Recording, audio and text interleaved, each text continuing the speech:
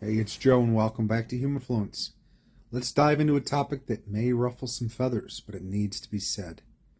There's a lot of talk about light workers and spreading positivity, but how much of it is genuine? And how much of it is people using spirituality to feed their egos, or worse, playing into controlled opposition without even realizing it? This is a reality check. If you claim to be a light worker, it's time to take a hard look at your motives, your actions, and whether you're truly serving the greater good or just yourself. What is false light?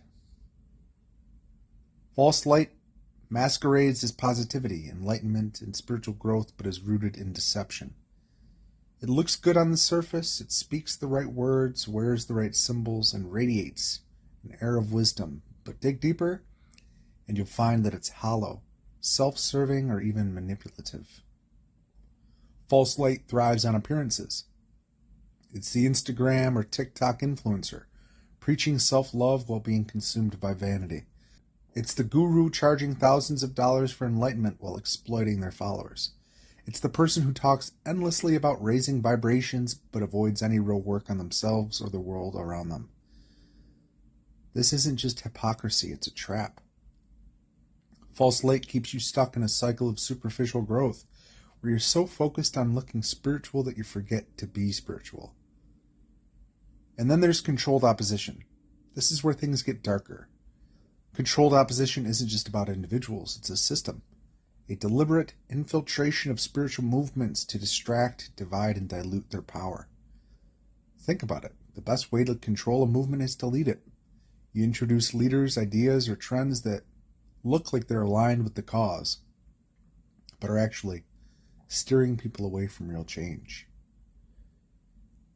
In the spiritual world, this looks like endless distractions with meaningless rituals or trends, focusing solely on love and light while ignoring the shadow work and systemic problems we face, encouraging passivity like just manifest your reality or ignore the negativity so people stop questioning the deeper issues. This all feeds into the false light. It tells you to focus on the surface, on feeling good, looking spiritual, or escaping reality. It convinces you that spirituality is all about you, your healing, your success, your vibes, and while personal growth is important, it's only a piece of the puzzle. True spirituality serves something greater than the self. Are you a light worker or stroking your ego? This is where it gets personal. If you call yourself a light worker, it's time to ask some hard questions. What's your motive? Are you spreading light because you genuinely want to help others, or because it makes you feel important? Are you sharing wisdom to uplift, or to show off how enlightened you are? True light work isn't glamorous. It's messy, challenging, and often thankless. If your spirituality is all about admiration, validation, or followers, you're not a light worker, you're an actor. And are you doing the work? This isn't just about spreading positivity, it's about confronting darkness. Are you doing your shadow work? Are you addressing your own biases, wounds, and shortcomings? Or are you bypassing all of that, hiding behind good vibes? And who are you serving? True lightworkers serve a higher purpose. They align with the greater good, not their personal gain. False light, on the other hand, serves the ego. It thrives on being seen, praised, and followed. And are you challenging the system? Being a lightworker isn't about fitting into the status quo, it's about transforming it. Are you questioning the systems of control, manipulation, and oppression in the world? Or are you staying silent because it's easier, safer, or more profitable? And let's address the elephant in the room, the New Age movement. What began as a quest for spiritual awakening has, in many cases, devolved into a hollow shell of its original ideas. The New Age movement, its commercialization, has stripped deep spiritual truths down to digestible, marketable sound bites. Here's how it happens. Oversimplification.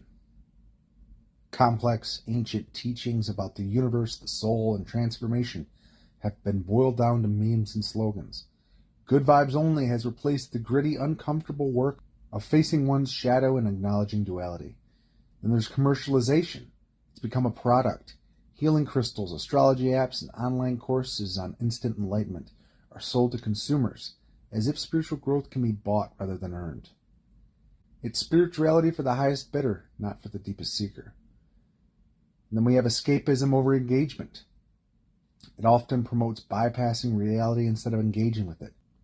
Just focus on the positive becomes an excuse to ignore real-world issues like inequality, corruption, and suffering. It encourages passivity when action is needed most. And then there's individualism over community. While self-growth is important, the New Age movement often prioritizes individual success over collective well-being. True spirituality fosters interconnection and service to others, not just personal manifestations of wealth or success. The result is a generation of light workers who talk the talk but don't walk the walk. Spirituality becomes a performance, a trend, a self-serving journey rather than a transformative force for good. So what's the cost of false light? It's not just ineffective, it's dangerous.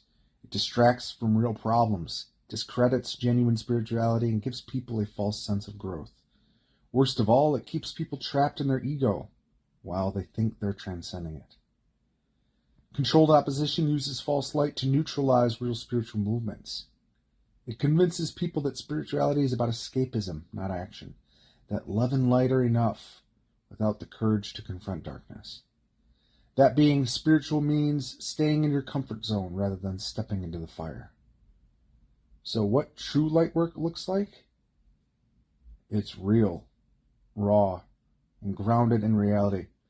It's not about how many crystals you own, how often you meditate, or how spiritually you look. It's about the work, the real, gritty, unglamorous work of confronting darkness, both within and without. True light workers embrace shadow work. They face their own flaws, fears, and ego head on. They serve others, uplifting, healing, and empowering not just themselves but their communities. They challenge the system, calling out injustice, manipulation, and deception, even when it's uncomfortable.